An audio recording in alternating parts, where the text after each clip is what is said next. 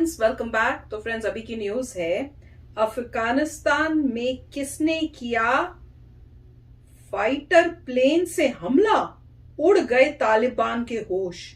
Panjshir air strike. अरे वाह, अगर मैं वो सोच रही हूं और वो ठीक है तो वाह। पता है मैं क्या सोच रही हूं? मुझे ये लग रहा है कि किसी ने पंजशीर में नॉर्दर्न अलायंस को हेल्प करने के लिए तालिबान ने जो एरियाज कॉन्कर किए वहां पे एयर स्ट्राइक करवाई है, और ऐसे लग रहा है कि पता नहीं चल रहा कि वो किसने की है। आई होप यही न्यूज हो।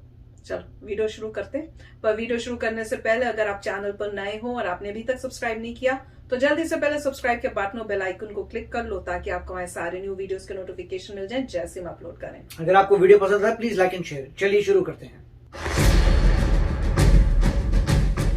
तालिबान के लिए इस वक्त सबसे बड़ा सरदर्द पंजशीर है। अफगानिस्तान में पंजशीर अभी भी ऐसा इकलौता इलाका है जहां तालिबान पाकिस्तान की मदद से भी अब तक कब्जा नहीं कर पाया है। ये बेहद ही दिलचस्प बात है कि संख्या में इतने कम होने के बावजूद पंजशीर की नॉर्दर्न अलायंस कैसे अब तक तालिबान से लोहा ले रही है। दरअसल हाल ही के दिनों में वहां दो ऐसी घटनाएं हुई हैं जिनसे दुनिया अब तक अनजान है। इन दो घटनाओं ने साबित कर दिया है कि पंजशीर इतनी जल्दी तालिबान के कब्जे में नहीं आएगा, और इन्हीं दो घटनाओं ने एक बार फिर कमजोर पड़ रहे पंजशीर में नई जान फूंक दी है। ये दो घटनाएं कौन सी हैं, इस वीडियो में आपको बताते हैं। दरअसल पाकिस्तान और तालिबान के हमलों के बीच पंजशीर में कुछ ऐसा हुआ है जिसने तालिबान को ही 2 कदम पीछे हटने पर मजबूर कर दिया है। पहली घटना 6 और 7 सितंबर की दरमियानी रात की है, जब पंजशीर के नजदीक कई फाइटर जेट्स देखे गए जिन्होंने पंजशीर के आसपास तालिबान के ठिकानों पर हमले किए। इन हमलों ने तालिबान को हैरान कर दिया और उसे अच्छा खासा नुकसान पहुंचाया। दूसरी घटना और भी दिलचस्प है। ये खबरें सामने आई कि ताजिकिस्तान की वायुसेना के 6 हेलीकॉप्टरों ने पंजशीर की पहाड़ियों में छिपे नॉर्दर्न अलायंस के लड़ाकों को रसद और दवाई पहुंचाई। आपको बता दें कि जब तालिबान ने अफगानिस्तान पर कब्जा किया था तो अफगानिस्तान की सेना के कई जवान अपने फाइटर जेट्स और हेलीकॉप्टर लेकर ताजिकिस्तान चले गए थे। अब माना जा रहा है कि इन्हीं अफगानिस्तान के जवानों ने तालिबान पर हमला करके अपना बदला लिया है। यहाँ सबसे बड़ा सवाल है कि आखिर क्यों ताजिकिस्तान खुलकर पंजशीर की नॉर्दर्न अलायंस का साथ दे रहा है। दरअसल पंजशीर घाटी में ताजिक समुदाय की एक बहुत बड़ी आबादी रहती है। इसके अलावा ताजिकिस्तान ने तालिबान के आतंकियों को साफ साफ चेतावनी दे दी थी कि उनका देश हथियारों के दम पर आई सरकार को किसी भी हालत में मान्यता नहीं देगा। कई मीडिया रिपोर्ट्स में यह भी दावा किया गया है कि ताजिकिस्तान के एयरबेस का इस्तेमाल अब तालिबान पर हवाई हमलों के लिए किया जा रहा है। हो सकता है कि आने वाले समय में कुछ और देश भी ताजिकिस्तान के रास्ते पंजशीर को मदद पहुंचाना शुरू कर दे। चलिए अब इस पूरी घटना को बारीकी से इस वीडियो में समझते हैं। 6 और 7 सितंबर की दरमियानी रात पंजशीर में कुछ ऐसा हुआ जिसने तालिबान की नींद उड़ा दी। हालांकि तालिबान पिछले कई दिनों से यह दावा कर रहा है कि पूरे पंजशीर पर उसने फतह हासिल कर ली है, लेकिन ज़मीनी हकीकत तालिबान के हर दावे की धज्जियां उड़ा रही है। रेजिस्टेंस फोर्स यानी तालिबान विरोधी मोर्चा अभी भी तालिबान से लड़ रहा है और कई जगह उनके दांत खट्टे भी कर रहा है। यहां तक कि रेजिस्टेंस फोर्स ने दावा किया है कि उसने कई इलाके तालिबान से वापस छीन लिए हैं। 6 और 7 सितंबर की दरमियानी रात कुछ एक अनजान फाइटर जेट्स ने तालिबान के ठिकानों पर बमबारी की। अभी तक ये साफ नहीं है कि वो जेट्स किसके थे और तालिबान को इससे कितना नुकसान हुआ। खबरें ये आ रही हैं कि ये जेट्स अफगान एयरफोर्स के थे जो तालिबान के कब्जे के बाद भागकर ताजिकिस्तान पहुंच गए थे और अब वो वापस तालिबान से मोर्चा लेने के लिए अफगान एयर स्पेस पर आ चुके हैं। इन फाइटर जेट्स के आने से तालिबान को नुकसान चाहे कम हुआ हो, लेकिन इसका मॉरल सपोर्ट रेजिस्टेंस फोर्स को बहुत ज्यादा मिलेगा। दूसरी घटना यह है कि ताजिकिस्तान एयरफोर्स के 4 हेलीकॉप्टर्स ने 6 और 7 सितंबर की दरमियानी रात पंजशीर की पहाड़ियों पर लड़ रहे रेजिस्टेंस फोर्स के लड़ाकों तक सप्लाई पहुंचाई। ये सप्लाई खाने पीने और दवाई की थी। हथियारों की सप्लाई इसलिए नहीं की गई क्योंकि हथियारों की पंजशीर वैली में कोई कमी नहीं है। ताजिकिस्तान एयरफोर्स के हेलीकॉप्टर्स की सप्लाई लाइन शुरू हो जाने से पंजशीर वैली के लड़ाकों के पास एक ऐसी सप्लाई लाइन बन जाएगी जहां से वो बहुत इत्मीनान से तालिबान के साथ लड़ाई कर सकेंगे। पंजशीर दरअसल चारों तरफ से अफगानिस्तान से घिरा हुआ है। अफगानिस्तान के दूसरे प्रोविंस उसके चारों तरफ हैं जहां तालिबान का कब्जा है। ऐसे में तालिबान चाहता था कि वो पंजशीर को पूरे इलाके से काटकर उसको रसद की कमी से भूखा मार दे और घुटने टेकने पर मजबूर कर दे। लेकिन अगर ताजिकिस्तान के साथ ये सप्लाई लाइन शुरू हो जाती है तो पंजशीर को झुका पाना तालिबान के बस में नहीं है, क्योंकि पंजशीर की भौगोलिक स्थिति ऐसी है कि वहां रहकर सालों तक लड़ा जा सकता है। और जैसा कि सूत्र बताते हैं कि पंजशीर वैली के लड़ाकों के पास हथियारों की कोई कमी नहीं है।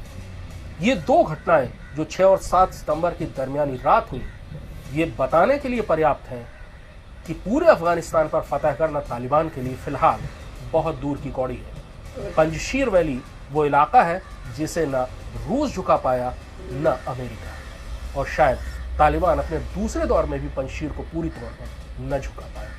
पंजशीर वैली का बचना ही तालिबान के अंत की शुरुआत होगी। तो ये न्यूज तो बड़ी अच्छी थी।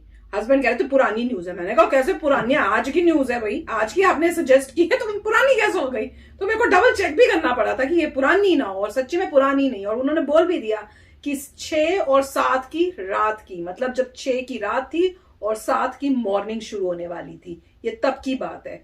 तो जिसने भी किया है, हैट्स ऑफ। पूरा दुनिया में से किसी ने नहीं कर पाया जो वो कर दिए, वो है हीरोज। मैं तो कहूंगी उन्होंने करके दिखाया। अब यही होप है कि दुनिया के आसपास की कंट्रीज को भी थोड़ा हो और वो भी हेल्प करने आए। और वाकई जैसे वो कह रहे हैं ना कि भैया तुम गनों की जोर पे आए हो करने, गवर्नमेंट बनाने, हम नहीं कर तुमको मतलब रिकॉग्नाइज करेंगे। यही स्टैंड सबका होना चाहिए कि तुम गनों की जोर पे आए हो। ये नहीं कि भाई हम देखेंगे तुम कैसे बनते हो, क्या करते हो, तुम्हारी शुरुआत ही गलत है तो कैसे तुम एक्सेप्ट कर सकते हैं। तो पता नहीं क्यों ऐसी गेम खेल रहे हैं पॉलिटिक्स में, बहुत दुख होता है। पर जिसने ये काम किया बहुत ही अच्छा किया कि आए, स्ट्राइक करके चले गए। आई होप बीच में आते रहे और करते रहे और बाकी कंट्रीज भी ज्वाइन इन करें और इस टाइप से हेल्प करें। तो पहले की जो न्यूज थी हमने जो देखी थी उसमें तो कह रहे थे कि भैया पंजशीर जो है वो तो फॉल ही हो गया है। हाँ कल एक होप थी वो भी खत्म हो गई। पर ये न्यूज देख के कुछ मतलब कहते हैं ना, एक होप की वो चिंगारी सी जली है। अब ये ना पूछे, मैं तो कह रही हूँ। और वैसे वो कह भी तो रहे थे कि भाई जिसको ना यूएसएसआर कर पाया, हरा पाया, ना यूएसए कर पाया, तो फिर ये तालिबान, बड़ी हैरानी की बात हुई, तालिबान कर पा रहा है पाकिस्तान की हेल्प से। तो एटलीस्ट कुछ तो जवाब इनको मिला, तो बहुत ही अच्छी बात है, कमाल है। राइट, वो बात अलग है कि अमेरिका और सोवियत यूनियन जो थे वहां के लोकल लोग नहीं थे, तालिबान लोकल लोग हैं, तो वो बात अलग है। वो भी पहाड़ियों में छुपते थे, पंजीरी पहाड़ी, तो उनको फेमिलियरिटी ज्यादा है। मगर ये बहुत अच्छा उन्होंने कहा था कि पंजशीर की जीत जो होगी वो शुरुआत होगी तालिबान के अंत की। तो ये बहुत अच्छा बताया था। और वहां पे मैंने भी यही कहा था पहले कि वहां पे वो तालिबान कह रहे जीत गए, मगर गोरिल्ला वॉरफेयर में सभी लोग छुप जाते हैं। जैसे उनको कोई झुंड नजर आएगा वो फायर करके उनको मार देंगे, फिर छुप जाएंगे। तो रेजिस्टेंस चलती रहेगी जब तक तो वो जीतते नहीं, क्योंकि गोरिल्ला वॉरफेयर यही है। और उन्होंने सारे वेपन्स छुपा रखे, जैसे उन्होंने कहा कि उनको कोई कमी नहीं है, क्योंकि वो मिस्टर मसूद तो कब से कह रहे हैं कि भैया हम तो सदियों से पूरे वेपन छुपा रहे हैं, क्योंकि पता था एक दिन ये आएगा। तो वेपन्स तो उनके पास हैं, तो वो वही है, चुपके से बाहर निकलेंगे, मारेंगे, छुप जाएंगे, निकलेंगे, मारेंगे, दूसरा बंदा परेशान हो जाएगा और चले जाएगा, समथिंग करके। मगर इसमें अच्छी बात ये थी कि उन्होंने बोला कि अफगानिस्तान एयरफोर्स के ही लोग जो ताजिकिस्तान गए थे, उज्बेकिस्तान में जब गए थे तो उज्बेकिस्तान ने शूट डाउन कर दिया था उनको। और मगर ताजिकिस्तान ने बोला था नहीं, तुम आगे सेफली कर लो, क्योंकि ताजिक हैं।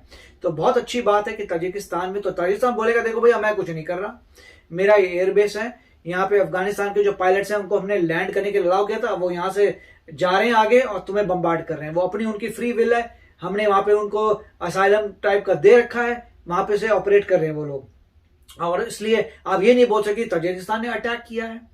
अटैक जो है अफगानिस्तान के एयरफोर्स ने किया है। और अगर कोई ज्यादा चौधरी बनता है ताजिकिस्तान पे, तो ताजिकिस्तान ने पहले क्लियर कर लिया है, उसके पीछे रशिया बैठा है। और रशिया ने भी पहले एक वार्निंग दी थी कि अगर ताजिकिस्तान की सिक्योरिटी हमारे अंडर है, अगर कोई कुछ करता है तो रशिया से तुम्हें भिड़ना पड़ेगा। तो मेरे ख्याल से अच्छी न्यूज है कि उन्होंने शुरू कर दिए हैं, जिसे कह रहे हैं मॉरल सपोर्ट के लिए।